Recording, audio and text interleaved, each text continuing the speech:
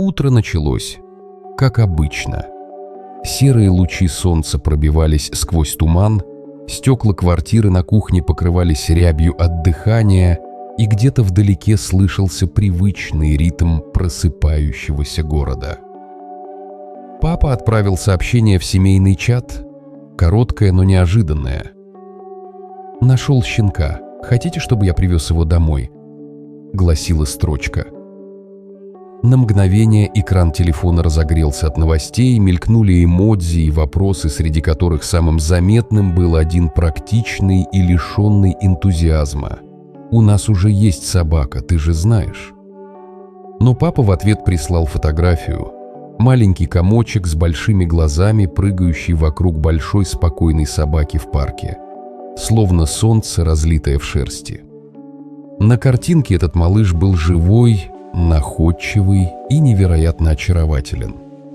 Папа пошел гулять в парк, как иногда ему любилось, без особого плана, просто чтобы размять ноги и подышать воздухом. Он шел по дорожке, обрамленной старыми кленами, их желтые листья шуршали под ногами, и на скамейках кто-то читал газеты. Вдруг он увидел большую собаку спокойного вида с хозяином на поводке, и рядом с этой собакой резвился щенок. Малыш все время кружился вокруг, подпрыгивал, делал кувырки и судорожно следил за движениями старшей собаки, как будто ритуал маленькой привязанности и одновременно исследования мира. Он выглядел так, словно каждый новый шаг был открытием. Папа остановился и подошел ближе. Они разговорились с человеком, который выгуливал большую собаку. Оказалось, щенок не принадлежал ему. Он выскочил из кустов, мелькнул как тень и моментально стал сущим вихрем. Хозяин большой собаки объяснил, что пытался погнать щенка обратно, но малыш, как будто не желая расставаться с жизнью, только быстрее кружился вокруг и упивался свободой двора. Сердце папы смягчилось. Он вспомнил, как наша первая собака еще крошками тоже прыгала и резвилась, как ее шерстка была теплой и пахла молоком, как тогда дом наполнялся новым ритмом. «Он слишком жалкий, чтобы оставить его там одного», — сказал папа, и его голос дрожал от какого-то старого родительского импульса, того, что подсказывает, нельзя пройти мимо. После короткого семейного обсуждения было принято решение: мы забираем его домой. Но вот проблема: папа приехал в парк на велосипеде, и ни корзины, ни переноски с собой не было. Как он должен был нести щенка? К счастью, добрый прохожий, старушка с мягкой улыбкой, протянула папе пластиковый пакет. Он выглядел не очень надежным, но в суматохе спасал положение. Папа осторожно положил щенка внутрь, убедился, что ему хватает воздуха и что малыш не испугается, и повесил пакет на руль велосипеда. План был прост – так проехать домой. Малыш в пластиковом пакете сначала нервничал, потом внезапно заснул. Сон оказался таким тихим и внезапным, что папа был ошеломлен. Комочек тепла и ритм дыхания напоминали ему о том, что в жизни есть хрупкие вещи, за которые стоит отвечать. Дорога обратно превратилась в маленькое путешествие доверия. Люди обращали внимание, кто-то улыбался, кто-то качал головой от удивления. Когда папа доехал до нашего района, другой добрый человек, молодой мужчина с городским рюкзаком, предложил заменить пластик на бумажный пакет. Он был прочнее и дышащий. Папа пересадил щенка в бумажный пакет. Художественное положение головы щенка выглядело так, будто он наблюдал через оконце новый мир. Голова высунута, глаза любопытно обводили окрестности. Уже в подъезде малыш выглядел растерянным, мир резко сменился. Вместо парка появилась лестничная клетка, запахи стали иными, а вокруг витала человеческая суета, шум лифта, скрип пола, голос домофона. Дома было пусто. Наша первая собака уехала к бабушке в деревню на несколько дней. Это дало возможность новому жильцу спокойно освоиться. Мы знали, что сторожил вернется через пару дней, и это было к лучшему. У новичка будет время привыкнуть, привыкнуть к запахам и голосам, прежде чем встретиться с хозяйкой. Мама приготовила щенку сытную еду, а малыш, оказавшись дома, не был привередлив. Он ел с радостью, как будто каждое зернышко было наградой судьбы. Через пару дней мы отвезли его к ветеринару. Обычная процедура. Проверили, сделали прививки, убедились в отсутствии серьезных проблем. Ветеринар, улыбнувшись, сказал, что щенок на самом деле девочка. Поскольку она пришла к нам 9 числа, мы назвали ее Нина. Имя легло на язык легко и органично, как будто так и было предначертано. С того момента Нина стала оживляться с каждым днем. Ее энергия казалась неиссякаемой. Она подходила играть, царапала наши туфли маленькими лапками, потом отчаянно убегала, чтобы посмотреть, не последовали ли мы. Иногда она тихо покусывала нас, не злобно, а пощенячьи, издавая небольшие скулящие звуки. Будто игра сочеталась с просьбой «любите меня, уделите мне внимание». Мы смеялись, искренне, до слез, когда наблюдали ее шалости. При этом Нина удивляла своей смышленностью. Всего за несколько дней она выучила несколько простых команд и начинала понимать ритм домашней жизни. Однажды я играл с ней мячиком. Я бросил мяч, и она помчалась, хвала скорости, будто выпускают на волю маленький вихрь. Она ловко схватила мяч ртом и бережно положила его у моих ног, как будто знала правила игры. Еще один момент остался в памяти. Однажды я увидел Нину, послушно лежащей у ног мамы на кухне. Мама была занята готовкой. В воздухе витал запах чего-то вкусного, обжаренных овощей, теплого теста. Нина явно учуяла еду. Она сидела неподвижно и смотрела. Когда мама ушла на несколько шагов с подносом, малыш тихо последовала, шаг за шагом, как маленькая тень. Как только мама поставила тарелку, Нина набросилась на нее и ела жадно, не поднимая головы, с таким наслаждением, что даже старые каноны воспитания теряли смысл. Когда голоден, мир вокруг уходит на второй план. Когда в дом прибыло козье молоко в порошке для щенков, я не мог дождаться, чтобы смешать миску. Нина нуждалась в дополнительном питании. Вес ее был меньше среднего, и мы хотели, чтобы она росла крепкой и здоровой. Не дайте маленькому размеру Нины вводить вас в заблуждение. У нее было серьезное умение разрушать дом. В один из дней я открыл дверь и замер. Везде был беспорядок, фруктовые очистки, обрывки бумаги, рассыпанные игрушки. Нина резвилась с мячом и явно наслаждалась хаосом. Когда она увидела меня, вины в ее поведении не было.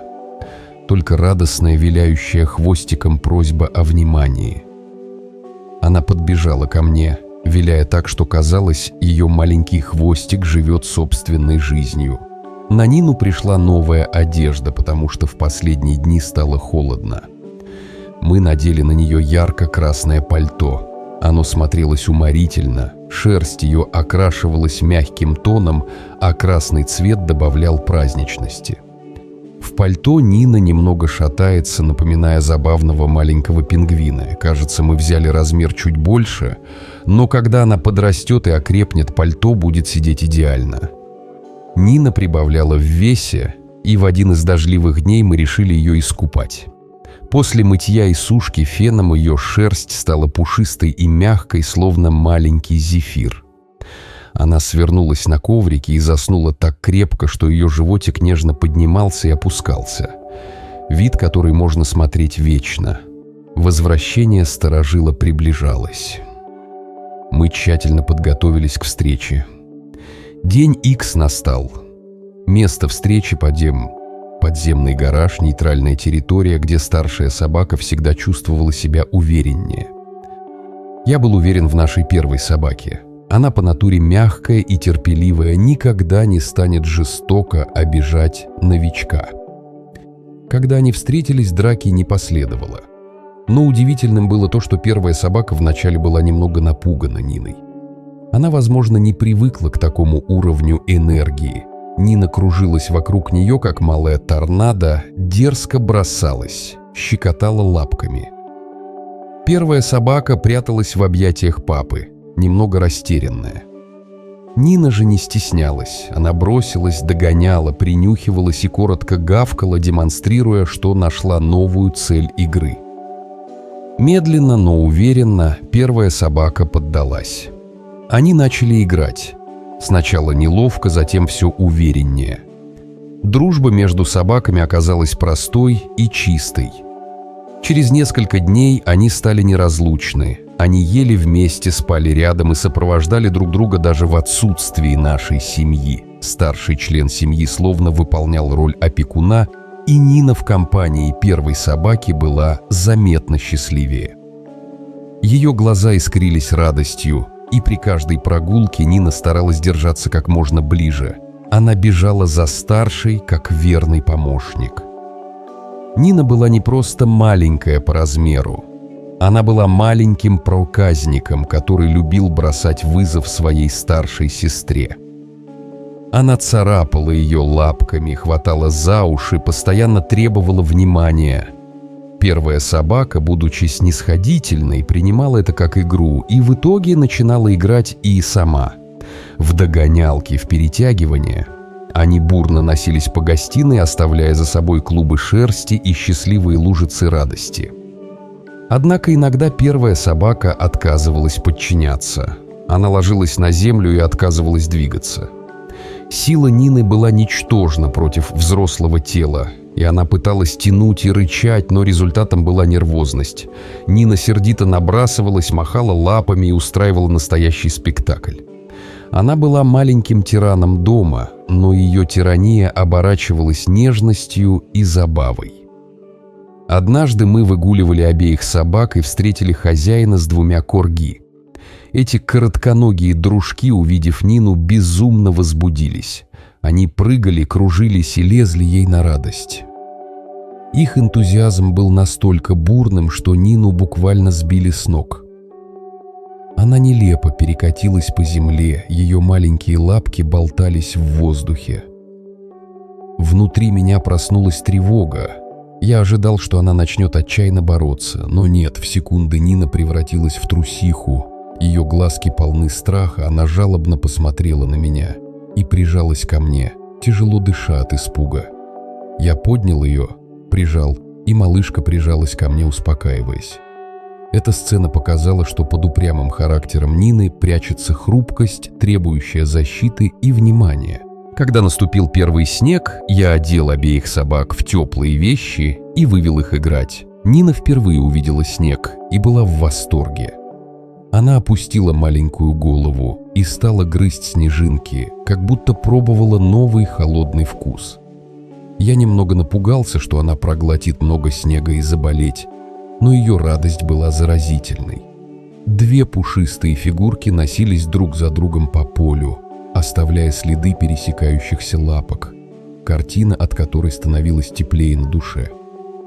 Мы взяли собак к бабушке в деревню на несколько дней. Это был целый праздник для малышек. Бабушкины грядки с пышной зеленью казались новыми континентами. Нина кувыркалась в них, разбрасывала овощи, как будто заявляла о своем праве на исследование мира. Первое бытие на свободу в деревне, запах земли, свежие звуки — все это делало их нытье и лай радостным эхом в поле. Пока бабушка собирала овощи, она бросила несколько листьев в сторону, подразнивая собак. Первая собака понюхала и отошла, а Нина, будто нашла сокровище, прыгнула и утащила листья, жадно их жуя. Мы смеялись, наблюдая за их простыми удовольствиями. К концу поездки обе собаки были в грязи до ушей. Мы с мамой решили купать их вместе. Это была мокрая комедия. Вода в ванне стала почти черной, пока мы терли шерсть, но в итоге они выглядели как новорожденные зверьки. Чистые, пушистые и пахнущие свежестью. Сушка феном проходила спокойно. Обе собаки вели себя на удивление хорошо. Их глаза сияли ярче, а шерсть, как новый слой волос, стала мягкой и пышной. После купания Нина снова вернулась к своим шалостям. Бегала по дому, ее маленькие лапки стучали по полу, Время от времени она подбегала и царапала меня, как маленький вихрь. Она была самым занятым членом семьи, всегда в поиске приключений. В тот день я мыл пол, и Нина восприняла швабру как новую игрушку. Она запрыгивала на нее, хватала ее ртом и тянула, превращая каждую домашнюю рутину в веселую игру. Когда я протирал стол, Нина тут же схватила конец тряпки и устроила перетягивание каната. Мы боролись, смеялись, а маленькие блестящие глаза Нины смотрели на меня с самодовольством. Вечером, когда дом затихал, я сделал Нине массаж. Она лежала удобно, прищурив глаза, и ее хвост слегка вилял, признак полного удовлетворения. Я массировал ей щеки и маленькие лапки, чувствуя, как она прибавляет в весе и силе. Время от времени она тихо посапывала, погружаясь в сон. Эта маленькая собачка действительно подросла. Сердце радовалось, глядя на то, как она медленно превращается из крошечного щенка, спавшего в пластиковом пакете, в здоровую, энергичную собаку.